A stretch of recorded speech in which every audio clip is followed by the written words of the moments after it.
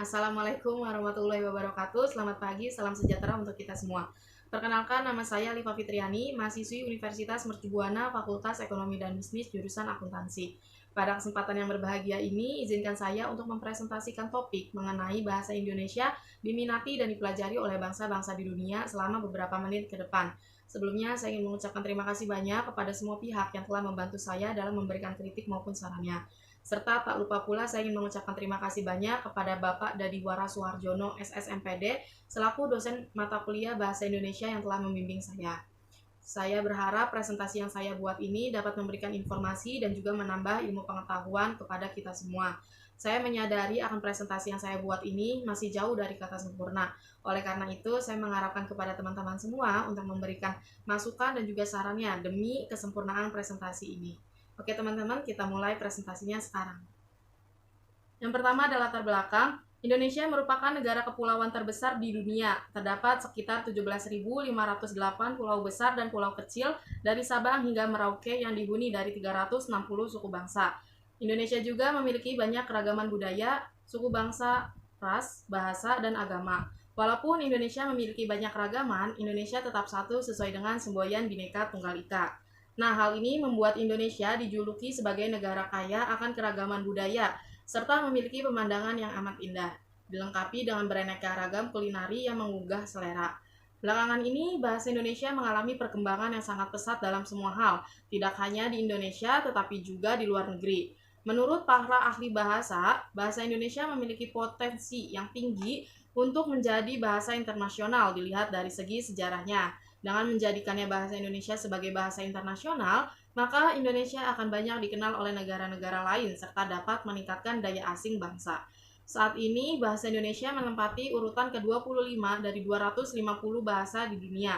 Adapun di tingkat Asia, Indonesia memiliki urutan ketiga setelah bahasa Jepang dan Mandarin.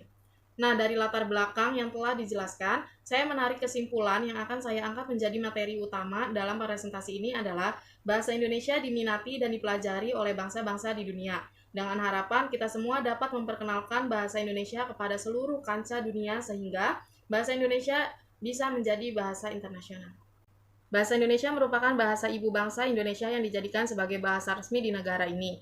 Bahasa Indonesia memiliki arti sebagai lambang identitas nasional dan alat pemersatu berbagai suku bangsa yang memiliki latar belakang sosial dan budaya yang berbeda. Dengan kata lain, bahasa Indonesia merupakan bahasa persatuan yang dapat mempersatukan bangsa Indonesia melalui bahasa yang dilatar belakangi oleh banyaknya keragaman budaya yang ada. Awal dari populernya bahasa Indonesia sehingga diminati untuk dipelajari oleh banyak bangsa asing adalah karena bahasa Indonesia adalah bahasa yang unik. Bahasa Indonesia mempunyai karakteristik yang berbeda, baik dari susunan kata maupun pengucapannya. Selain itu, kepotensialan bahasa Indonesia menjadi bahasa internasional dapat dilihat dari beberapa faktor yang mendukung atau yang mempengaruhinya. Seperti yang kita ketahui, saat ini, bahasa Indonesia sudah dipelajari tidak kurang dari 52 negara di dunia. Beberapa di antaranya adalah ada Australia, Jepang, Vietnam, Mesir, Italia, dan lain sebagainya. Hal ini membuat bahasa Indonesia termasuk ke dalam peringkat 10 besar bahasa yang paling banyak digunakan di dunia. Suatu kebanggaan bahwa bahasa Indonesia sangat populer di luar negeri. Banyak ahli bahasa yang berpendapat bahwa bahasa Indonesia sangat berpotensi menjadi bahasa internasional. Nah, teman-teman semua, ada yang tahu nggak sih kenapa bahasa Indonesia ini dipelajari dan diminati oleh banyak warga asing? Ada beberapa alasan tentang mengapa bahasa Indonesia dipelajari dan diminati oleh warga asing, terutama para pelajar dan juga pengusaha luar negeri. Pertama, bahasa Indonesia lebih mudah dihafal karena dalam bahasa Indonesia banyak menyerap kosakata asing dari bahasa Inggris.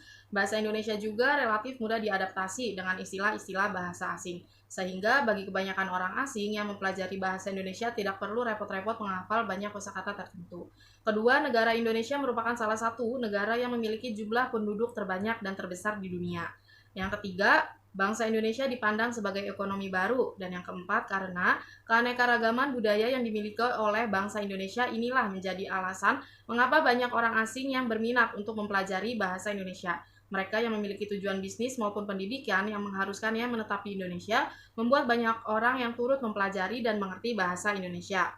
Hal tersebut juga menaruh banyak minat pada pengusaha asing untuk berinvestasi di Indonesia. Untuk memperlancar segala proses berinvestasi dan keberlanjutannya, mereka akan berusaha untuk mempelajari bahasa Indonesia untuk berkomunikasi. Melihat antusiasme yang begitu tinggi terhadap negara-negara yang berminat untuk mempelajari bahasa Indonesia, maka dibentuklah sebuah lembaga di bawah naungan Badan Bahasa Kemendikbud RI yang diberi nama BIPA atau Bahasa Indonesia bagi Penutur Asing. BIPA atau Bahasa Indonesia bagi Penutur Asing saat ini tidak kurang dari 76 lembaga sudah tersebar di seluruh Indonesia. Sedangkan di luar negeri terdapat sedikitnya 180 lembaga BIPA yang tersebar di 37 negara. Rincian persebaran tersebut adalah sebagai berikut: Amerika Utara 7, Amerika Selatan 3, Afrika 4, Eropa 26, Asia 43, Australia, dan negara-negara di Pasifik Selatan 97. Selanjutnya, hambatan bahasa Indonesia untuk menjadi bahasa internasional. Nah, hambatan bahasa Indonesia untuk menjadi bahasa internasional ini dapat terlihat dari beberapa aspek. Yang pertama, karena rendahnya kualitas sumber daya manusia di Indonesia, menyebabkan susahnya untuk mengembangkan bahasa Indonesia menjadi bahasa internasional. Dalam penggunaan bahasa, banyak orang Indonesia yang belum memperdulikan atau melestarikan bahasa Indonesia yang baik dan benar.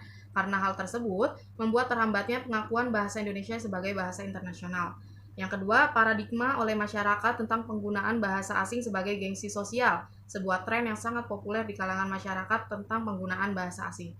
Sehingga bahasa daerah dan bahasa Indonesia dikalahkan dengan hal tersebut. Banyak orang berpikir bahwa menggunakan bahasa asing atau paling banter bahasa Inggris menunjukkan orang tersebut merupakan orang yang berpendidikan. Yang ketiga, daya tarik ekonomi dan politik yang rendah. Kesiapan bahasa Indonesia menjadi bahasa internasional yang akan membuat bahasa Indonesia digunakan banyak orang dari negara bergantung pada seberapa besar ketergantungan terhadap bahasa tersebut. Berikutnya, upaya agar bahasa Indonesia menjadi bahasa internasional. Upaya yang dilakukan agar bahasa Indonesia menjadi bahasa internasional adalah sebagai berikut. Yang pertama, memasyarakatkan bahasa Indonesia kepada seluruh warga negara Indonesia dengan membutuhkan kerjasama dengan LSM. Terdapat ribuan lembaga swadaya masyarakat yang tersebar di Indonesia. Ribuan LSM inilah yang merasuki berbagai jenis permasalahan di sekitar kita yang tidak sempat ditangani oleh pemerintah. Kalau kita lihat dari rentangan LSM di dunia, maka jelas terlihat keperluan bahasa itu bukan main. Maka LSM ini jelas harus diikutsertakan dalam pengembangan dan pemasyarakatan bahasa. Yang kedua, selalu meningkatkan kemampuan seluruh masyarakat Indonesia dalam menjaga dan mengembangkan sumber daya yang negara Indonesia miliki, baik di bidang ilmu pengetahuan, teknologi, ekonomi, seni budaya, ataupun yang lainnya. Sehingga Indonesia selalu menarik warga asing maupun warga Indonesia itu sendiri. Dari sini kita dapat melestarikan bahasa Indonesia sehingga menjadi penting untuk dipelajari. Nah, yang ketiga, media massa ikut andil bagi pembinaan dan pengembangan bahasa Indonesia. Kini, media massa menjadi tumpuan kita dalam menyebarluaskan bahasa Indonesia secara baik dan benar kepada seluruh dunia. Kata serta istilah baru, baik yang bersumber dari bahasa daerah maupun dari bahasa asing, pada umumnya hal baru tersebut dipakai lebih awal oleh media massa, baik di surat kabar, radio, dan televisi. Media massa memiliki banyak kelebihan, di samping memiliki jumlah pembaca, pendengar, dan pemirsa yang banyak. Media massa mempunyai pengaruh yang sangat besar di kalangan masyarakat. Oleh karena itu, media massa merupakan salah satu mitra kerja yang penting dalam melancarkan dan menyebarluaskan informasi tentang bahasa. Nah, ini ada kesimpulan yang telah saya buat, ialah bahasa Indonesia memiliki arti sebagai lambang identitas nasional dan alat pemersatu berbagai suku bangsa yang memiliki latar belakang sosial dan budaya yang berbeda. Era globalisasi ini mendorong perkembangan bahasa secara cepat, terutama untuk bahasa internasional yang sering dipakai semua orang. Saat ini, banyak masyarakat Indonesia yang berlomba-lomba untuk menguasai satu atau lebih bahasa asing. Maka banyak masyarakat yang cenderung untuk memilih menguasai bahasa Inggris. Tidak ada salahnya dan tidak bisa dipungkiri pentingnya menguasai bahasa asing agar tidak mau kalah dalam persaingan kancah internasional. Tetapi alangkah jauh lebih baik lagi apabila kita sebagai masyarakat Indonesia untuk menjaga, melestarikan, dan membudayakan bahasa Indonesia. Awal dari populernya bahasa Indonesia sehingga diminati untuk dipelajari oleh banyak bangsa asing adalah karena bahasa Indonesia adalah bahasa yang unik. Bahasa Indonesia mempunyai karakteristik yang berbeda, baik dari susunan, kata, maupun pengucapannya. Banyak ahli bahasa yang berpendapat bahwa bahasa Indonesia sangat berpotensi menjadi bahasa internasional. Bahkan, Collins 2005 telah menunjukkan betapa potensialnya bahasa Indonesia menjadi bahasa internasional dilihat dari sejarahnya. Salah satu alasan tentang mengapa bahasa Indonesia dipelajari dan diminati oleh warga asing, terutama para pelajar dan pengusaha luar negeri, ialah karena bahasa Indonesia dipandang sebagai ekonomi baru. Dengan begitu, banyak warga asing yang berlomba-lomba untuk mempelajari bahasa Indonesia dengan alasan bisnis dan atau pendidikan. Berikutnya ada saran. Adapun beberapa saran yang dapat bermanfaat sebagai acuan dalam membangun karakteristik selanjutnya adalah sebagai berikut. Yang pertama, perlu kesadaran dari seluruh warga Indonesia untuk menggunakan bahasa Indonesia dengan baik dan benar. Yang kedua, dibutuhkan kerjasama yang baik antara warga Indonesia untuk menjadikan bahasa Indonesia menjadi bahasa internasional. Dan yang ketiga, lebih mengembangkan dan menyebarkan lagi bahasa Indonesia di kancah internasional, agar dapat banyak warga asing yang tertarik untuk mengetahui dan mempelajarinya, supaya bahasa Indonesia dapat menjadi bahasa internasional. Nah, ini ada saran dari aku. Kita sebagai generasi muda harus selalu mengembangkan dan menyebarluaskan bahasa Indonesia ke seluruh dunia agar banyak warga asing yang tertarik dan berminat untuk mempelajarinya. Dengan menjadikan bahasa Indonesia menjadi bahasa internasional, akan ada banyak dampak baik yang akan diterima oleh bangsa Indonesia. Salah satunya ialah bangsa Indonesia dikenal oleh seluruh dunia dari segi bahasa, budaya, sosial, politik, dan sebagainya, serta akan menambah devisa bagi negara. Berikut ini merupakan daftar pustaka yang menjadi acuan saya dalam membuat presentasi ini. Sekian dari pemaparan presentasi saya mengenai bahasa Indonesia dipelajari dan diminati oleh bangsa-bangsa di dunia.